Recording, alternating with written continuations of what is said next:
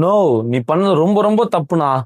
இன்னைக்கு சட்டசபையில அப்பாவை காணும்னு சட்டசபையில தேடிட்டு இருக்காரு. டிஎம்கேல வந்து எதிர்கட்சி தலைவரான உதயநிதியால அவங்க டீமே ஃபுல்லா காணாம போயிடுச்சு.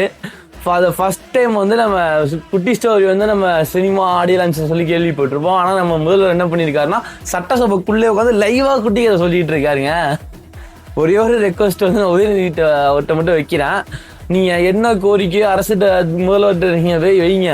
அதை விட்டுட்டு நீங்க போயிட்டு வாயை திறங்க சிஎம் சார், வாயை திறங்க சிஎம் சார்ன்னு சொல்லிட்டு அவர்கிட்ட கதறிட்டு இருந்தீங்கன்னு வச்சுக்கோங்களேன், கலாய்ச்சிட்டு கதறிட்டுலாம் இருந்தீங்கன்னா சைலண்டா உங்களை கலாய்ச்சிட்டு போய்கிட்டே இருப்பாரு.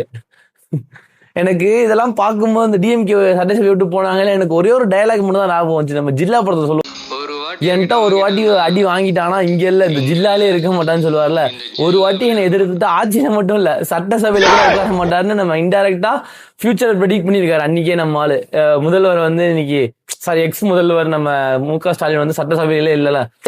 முதல்வர் வந்து பேச மாட்டாரு வாயை திறக்க சொல்லிடாதீங்க. அவர் வாயை திறந்தாருன்னா நீங்க சட்டசபையை விட்டு ஓடி போயிடுறீங்க, சரியா? இனிமே சட்டசபை வந்து ஃபுல் ஃபன்னா இருக்க போகுது, கேரண்டி உண்டு. இனிமே முதல்வர் வந்து ட்ரிகர் பண்ணிக்கிட்டே இருப்பாங்க. அவன் அண்ணன் வந்து எப்ப பேசணுமோ வந்து கரெக்டான பாயிண்ட் பேசிட்டு போயிட்டே இருப்பாரு.